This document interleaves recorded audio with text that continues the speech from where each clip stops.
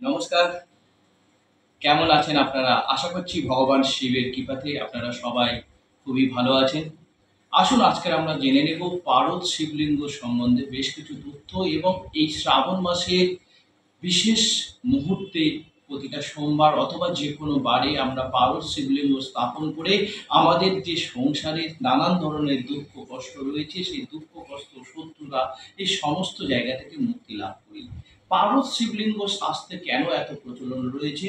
কারণ পারদ শিবলিঙ্গের মধ্যে স্বয়ং ব্রহ্মা বিষ্ণু মহেশ্বর এবং সেই সাথে দেবী শক্তি আদি শক্তি মা কালিকার বাস রয়েছে। পারদ, পারদ কথাটার অর্থ কি? প অর্থাৎ পরমেশ্বর, অর্থাৎ যিনি স্বয়ং বিষ্ণু পরমেশ্বর। আদি, আ অর্থাৎ আদি শক্তি, র অর্থাৎ রুদ্র অর্থাৎ স্বয়ং শিবকে বোঝানো হয়েছে এবং দা অর্থাৎ দানশীলতা অর্থাৎ যার দানে আজকের এই পৃথিবী পরিপূর্ণ স্বয়ং ব্রহ্মাকে বোঝানো হয়েছে অর্থাৎ ব্রহ্মা বিষ্ণু মহেশ্বর এবং আদি শক্তি মা কালীর বিরাজ হলো এই পার্বত শিবলিঙ্গের মধ্যে। এই পার্বত শিবলিঙ্গ যদি আপনারা প্রতিষ্ঠা করেন আপনাদের বাড়িতে শ্রাবণ মাসে অথবা শিব চতুর্দশীতে অথবা যে কোনো চতুর্দশী তিথিতে, তাহলে আপনার জীবন থেকে দারিদ্রতা কেটে যাবে।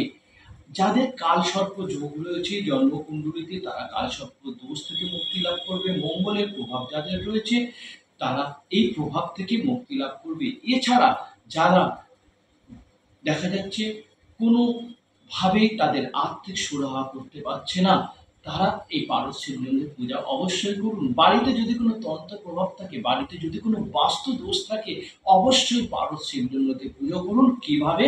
না পঞ্চামৃত সহযোগে একটি বেলপত্র দ্বারা পারদ শিবলিঙ্গকে পুজো করুন এবং আমি যে মন্ত্রটি বলবো এই মন্ত্রটি অবশ্যই ১০৮ বার পাঠ করবেন।